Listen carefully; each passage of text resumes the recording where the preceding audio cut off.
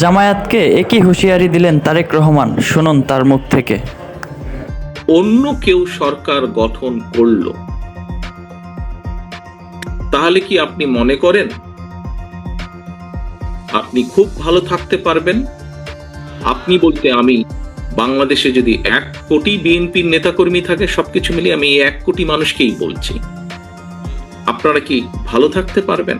Major হাফিজ সাহেব ওনার বক্তব্যে একটি কথা বলেছেন। উনি দুদিন আগে যখন এলাকায় গিয়েছেন, উনি কিছু মানুষকে দেখেছেন ওনার সামনে, উনি খুব অবাক হয়েছেন।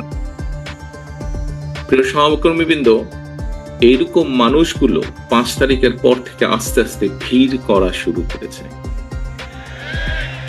এরকম এখানে আরেকজন বক্তা বলেছেন যে এই ঘরে যারা উপস্থিত আছেন, খুব সম্ভব মঈন খান সাহেব বলেছেন ওনার বক্তব্যে, যে এই ঘরে যারা আপনারা উপস্থিত আছেন, আমাদের দেশনেত্রী থেকে শুরু করে আমাদের গ্রামের প্রতি শেষ কর্মীটি পর্যন্ত প্রত্যেকটি মানুষ বিগত 15 বছরে 16 বছরে, আমরা 111 থেকে ধরলে আরো লম্বা সময়, আরো 2 বছর সময়, কিভাবে আপনারা অত্যাচারিত হয়েছেন, নির্যাতিত হয়েছেন।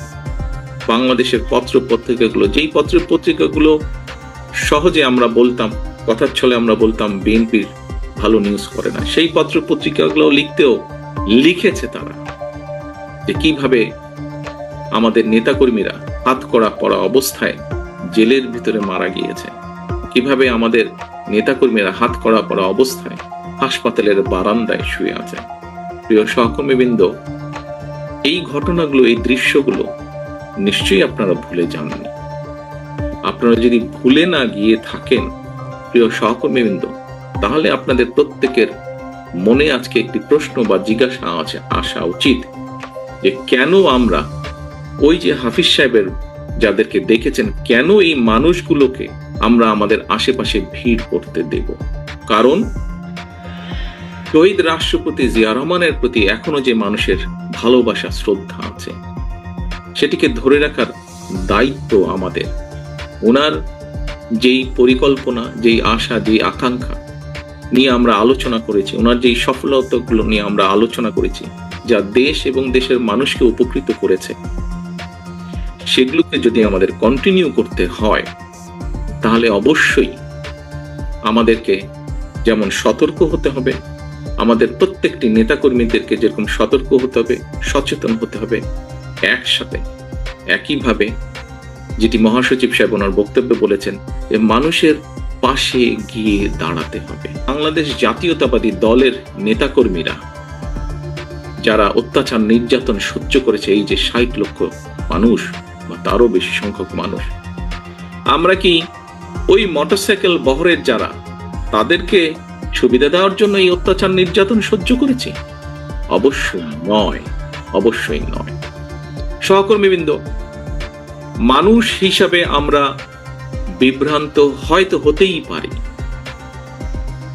কিন্তু যে পরিস্থিতির ভিতর দিয়ে আজকে এই মুহূর্তে আমরা যেখানে এসে দাঁড়িয়েছি, সহকর্মীবৃন্দ, আমি বিনীত হাতে আপনাদের কাছে করজোরে অনুরোধ করব, এই ঘর বা এই ঘরের বাইরে নয়, সমগ্র বাংলাদেশে শহীদ রাষ্ট্রপতি জিয়া রহমান এবং দেশনেত্রী বেগম খালেদা জিয়ার যত সৈনিক, যত কর্মী আছেন, আপনাদের কাছে বিনীতভাবে অনুরোধ করব, দয়া করে আপনারা ওই মোটরসাইকেল আলাদেরকে ভিড় করতে দেবেন না।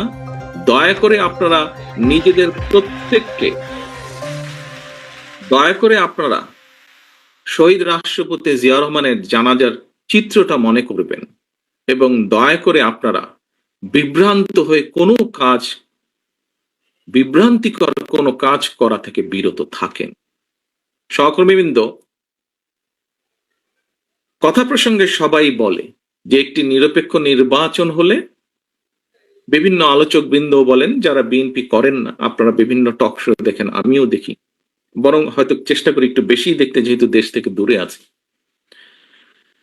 অনেকেই বলেন যে একটি দেশে স্বাভাবিক, সুষ্ঠু, নিরপেক্ষ নির্বাচন হলে বাংলাদেশ জাতীয়তাবাদী দলের সর্বোচ্চ সম্ভাবনা আছে সরকার গঠন করার।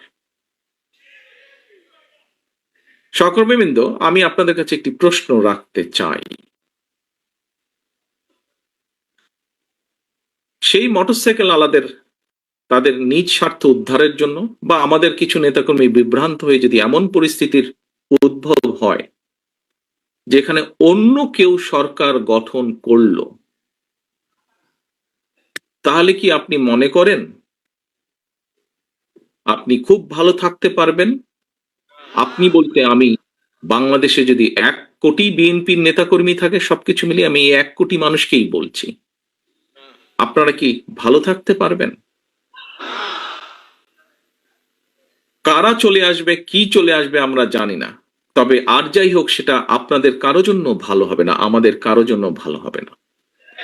প্রিয় সহকর্মীবৃন্দ, কোনো কারণে যদি অন্য কেউ সরকার গঠন করে, একজন রাজনৈতিক কর্মী হিসেবে আপনার এতটুকু চিন্তা, এতটুকু সেন্স থাকতে হবে, অন্য কেউ যদি সরকার গঠন করে, বাংলাদেশের রাজনৈতিক প্রেক্ষাপটেই হোক, আন্তর্জাতিক রাজনৈতিক প্রেক্ষাপটের ক্ষেত্রেই হোক, সেটা কি দেশ এবং জাতির জন্য খুব ভালো হবে? আমি দৃঢ়ভাবে বিশ্বাস করতে চাই যে আপনারা পরবর্তী যে সেকেন্ড নাটা বললেন, আপনারা বুঝে শুনেই নাটা বলেছেন। প্রিয় সহকর্মীবৃন্দ, আপনারা যদি বুঝে শুনে নাটা বলে থাকেন তাহলে আপনারা সঠিক বলেছেন, এবং তাই যদি হয়ে থাকে, দুটো প্রশ্ন করেছি আপনাদের, দুটোতেই আপনারা না বলেছেন। প্রিয় সহকর্মীবৃন্দ, এই নাটি যদি আপনারা বুঝে শুনে এবং সত্যিকার ভাবে না বলে থাকেন, এখনো আমাদের হাতে সময় আছে মানুষের পাশে গিয়ে দাঁড়ানো, এখনো আমাদের সময় আছে, এখনো আমাদের কাছে সময় আছে মানুষ যেভাবে চায় সেভাবে চলার জন্য।